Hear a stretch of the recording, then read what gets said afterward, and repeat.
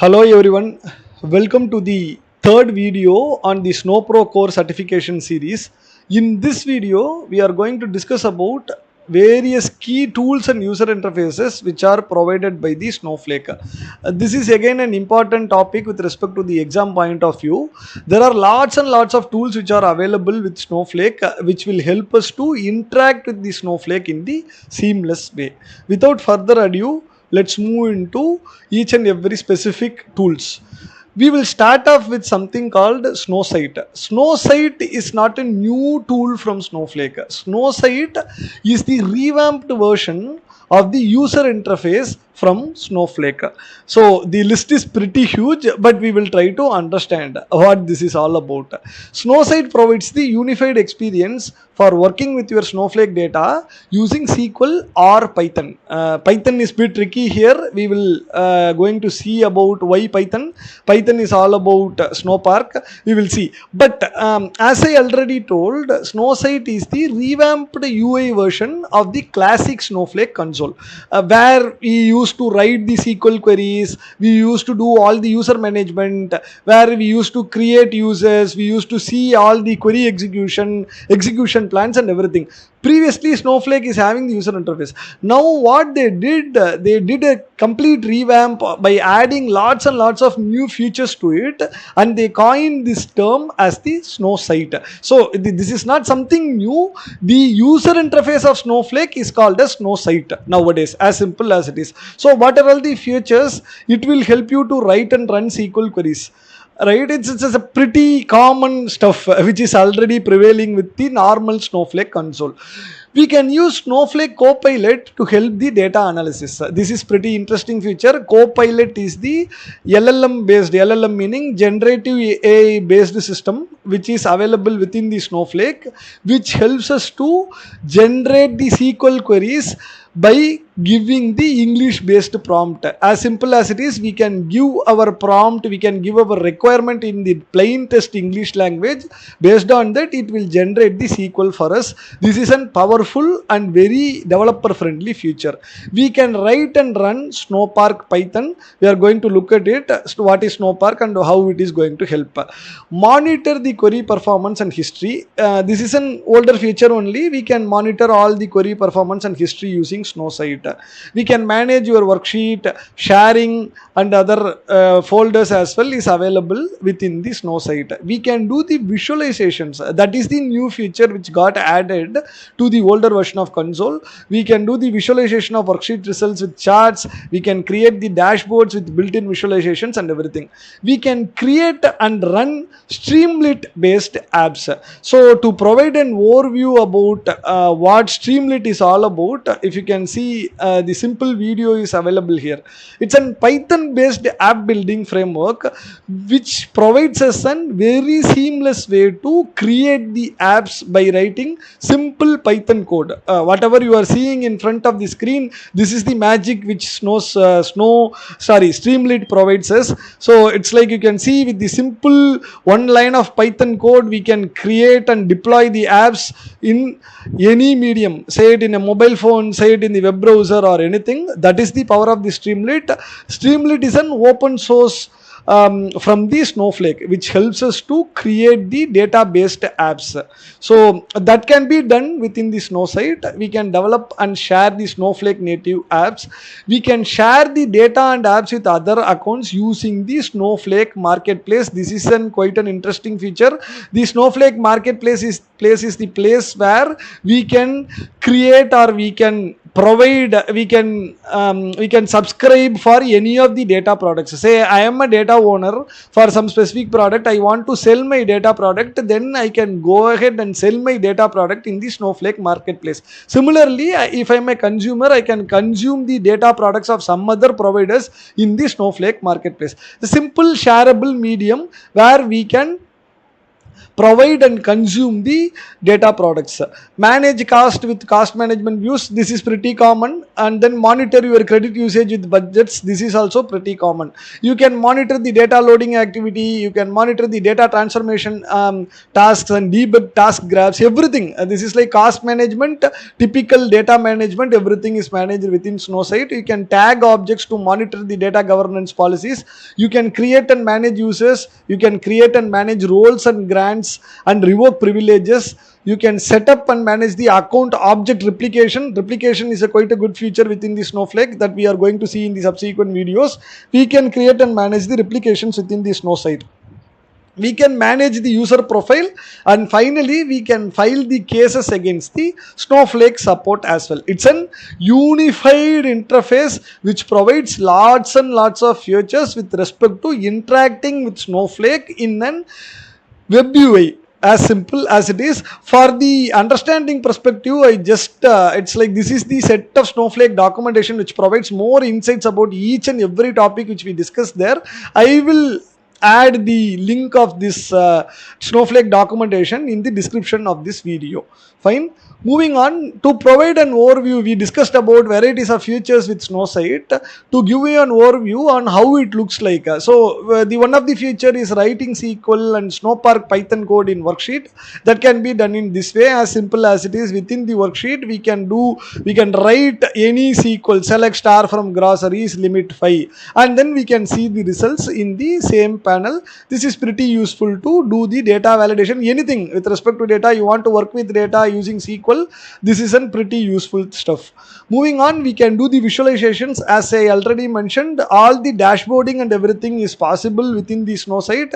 If you can see, they already created a dashboard named groceries, which provides this typical visualization chart. It's a typical chart which provides all the list of groceries which are available there. The total numbers and everything is mentioned there. Moving on, we can explore and manage the database objects. You can see BooksDB is one of the database, and then you can see this is the shared data, shared SF sales shared database, and then Snowflake is there. You can see the BooksDB, who is the owner, when it got created, what is the source, everything is available there, right? So you can do all sorts of data management meaning database, schema, table, when it got created, everything is available within Snowsight. And this is the key feature which we already discussed, the marketplace feature. Within the marketplace, you can see all the listings where you can go ahead and provide your listings as well. You can consume these listings as well. Listings meaning the data products there. Simply, it's like COVID-19 is one of the data product. US Open Census data, neighborhood insights is one of the data product. Like that way it is. Right. Moving on, monitoring activity, it's like which is the key feature which is previously there as well. This is the query history, whatever you are seeing in your screen. Each and every query, what is the status, whether it got success, whether it got failed, who filed the query, it ran against which virtual warehouse, what is the duration on which it ran, when it got started, what is the specific SQL query, and what is the specific query ID. All this information will be available there as the part of the query history.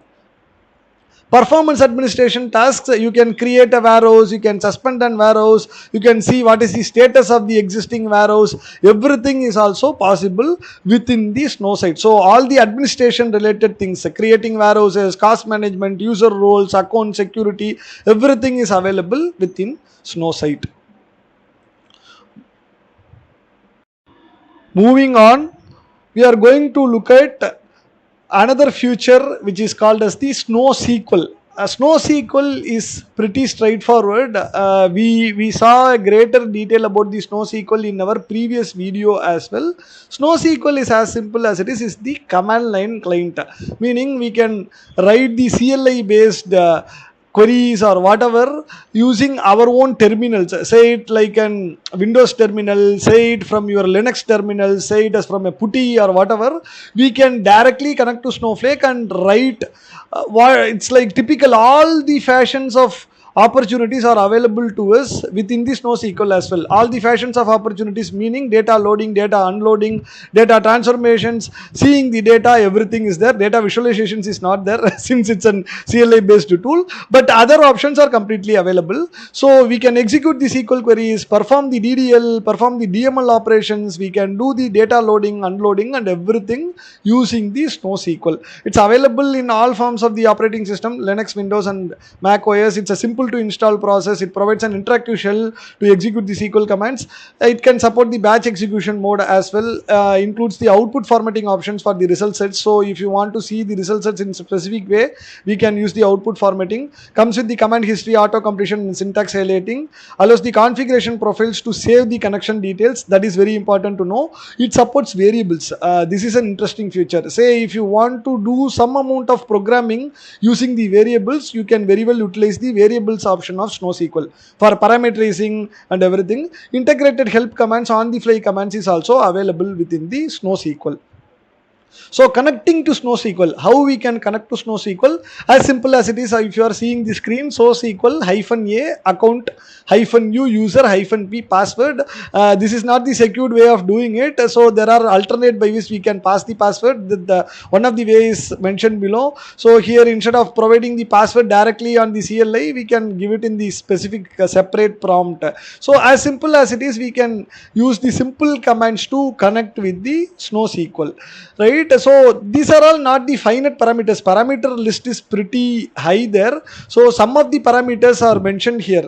So this is again the Snowflake documentation link. If you go through connecting through SnowSQL, there are lots and lots of parameters are available. So far we saw -a, -u, but there are a lot of the things available there. I strongly recommend you to spend some time here. Try to glimpse through whatever which is available.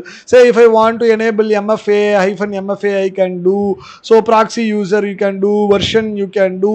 All these things are possible using varieties of parameter options, right? Again, there are multiple ways by which as well we can connect to SnowSQL. One of the ways is the named connections, where we can create a simple file. Within that file, we will give all the information starting from account name, username, password, DB name, schema name, warehouse name, everything. And then simply we can do -c and then we can specify the file name there. Automatically, it will do the connections for us. This is the another way of specifying the connection. It's simplistically saying it's a config file type of an opportunity, right? We already discussed about the data exploration using SnowSQL. Finding below are some of the screenshots by which how you can simply fire an SQL query against the SnowSQL, which will return us the same type of an output which we saw in the Snowsight in the previous slides. So this is very important. So it's mostly flexible apart from the visualization part. We cannot do any charting or any of the visualizations here, but in terms of the data, in terms of seeing data, in terms of transforming the data, everything is available within the SnowSQL as well. Moving on, we are going to look into something called as a Snowpark. This is a very, very interesting and fascinating feature from Snowflake. Let us read through what Snowflake is trying to say. Provides an intuitive library for querying and processing data at scale in Snowflake. Okay, using a library of any of the three languages, Python, Scala, or Java, you can build the applications that process the data in Snowflake without moving the data to the system where your application code runs, and process at scale as part of the elastic and serverless Snowflake engine. Pretty tricky part to understand with the wordings part. Let us try to demystify what they are trying to say in the form of this diagram. If you see, there is a code here which is the df.filter bracket open df.state equal to WA. This is a typical Spark query, Spark data frame based query. This will be used to do the filtering on top of data. As simple as it is, I want to filter the data which are having the state ID as WA. As simple as it is, if I want to represent it in the SQL, select whatever from the table name where state equal to WA, right?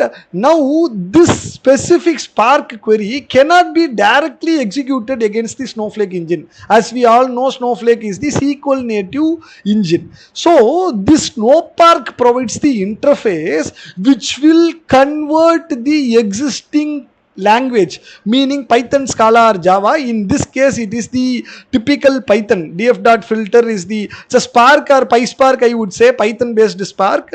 Now what it does, it moves into a query translator, and then it translates the specific thing into SQL using this Snowflake connector for Python. It uses the converted SQL query, and it will fire it against the Snowflake engine.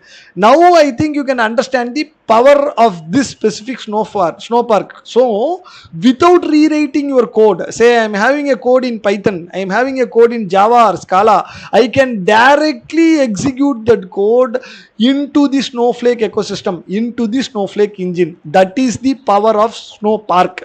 Actually, it's the API. It's not very new and not very old. It got introduced close to around 2 to 3 years back within Snowflake. Quite an interesting feature. To provide a more overview, this is the one which I got from the Snowflake documentation. As simple as it is, you can use any forms of the IDE, say it as the a typical Snowsight or Jupyter notebook or VS Code. You can write your code, and then using the Snowpark API, you can fire it against the typical elastic compute runtimes of the Snowflake virtual warehouse or on the Snowpark container services, which is the container option from Snowflake. The Snowpark ML is same. It is like the ML version of Snowflake, which provides us the opportunity to fire the Python based ML statements against the Snowflake. So to give more overview on this, I got one of the good blog from Somen Swain, which provides a more realistic picture. Now you can see, typically in the old style, say I'm having a Spark, I'm a user, I need to connect to Spark, and then I need to do something. Again, I will store the data in the data warehouse, and then it will come back, and then I will store it in the cloud storage. It's a pretty cumbersome process. Now with the help of the Snowpark, this is very, very easier. What you can do, you can directly connect to Snowflake, execute the languages like Python, Java, or Scala directly. You can do it using the Snowflake. This is very, very interesting feature. I will add the description, the Medium blog in the description of this video as well. Moving on, we are going to discuss about another interesting feature which is called as the snowCD. What is the CD? CD is the connectivity diagnostic tool. As simple as it is, it will help us to diagnose and troubleshoot the network connectivity to Snowflake. How it is possible? It is possible using predominantly two functions which we are going to discuss at the bottom. This will be very, very helpful if you want to integrate some of the automation within the Snowflake connectivity. So automated deployment scripts, a prerequisite check for deploying a service that connects to Snowflake, environment checks while starting a new machine, periodic checks on running machines. All these options are available with the help of the snowCD. They are not directly available. It is all about you can integrate snowCD to achieve all these things, right? How snowCD works? Typically snowCD provides us with two basic functions. One is the system allow list and other one is the system allow list private link, right? It returns the host names and port numbers to add to your firewall allowed list so that you can access the Snowflake behind your firewall. It's as simple as it is. What it is, it will return the list of the URLs and also the specific port. URLs meaning the host name and the specific port, so that you can take it and you can whitelist it in the firewall, right? So similarly, the private link is all about the private connectivity using AWS private link or Azure private link or GCP private service connect. Same opportunity, whatever the allow list is going to provide, that is represented here in the form of the simple SQL. If you can see it here, the same system allow list is used. They are using flatten to generate the output in a more visualized manner. And similarly, you can see the same allow list private link is used here. Both of the things will return and output something similar to this. So this is very, very helpful. If you can see xy12345.snowflakecomputing.com on the port 443. So you need to whitelist this specific host and this specific port on our firewall, right? That is the important feature which snowCD is going to offer. As simple as it is, it will provide the diagnostic and troubleshooting to monitor the network connectivity to Snowflake. Moving on, In this next section, we are going to discuss about varieties of connectors and drivers which are available within the Snowflake. The list is not too high, not too small. Please provide or it's like please give more focus towards this section. Why? Because this section is more important for your exam point of view. Here we are going to discuss about all the connectors and drivers within the Snowflake. We already discussed about in detail on the Snowpark part, so I am going to skip that. And also the Snowpark ML. Snowpark ML is similar to Snowpark. It is the Python library which is very helpful for end-to-end ML workloads in Snowflake. As simple as it is, typically machine learning is done using Python. Again, how we can fire a Python against the Snowflake, it can be done using the Snowpark. As simple as it is. That is how the Snowpark ML is. We already discussed about the Streamlit to a greater extent. We saw the small video as well. It is all about an open source Python framework which will help AML engineers to develop dynamic data apps with only few lines of code. As simple as it is.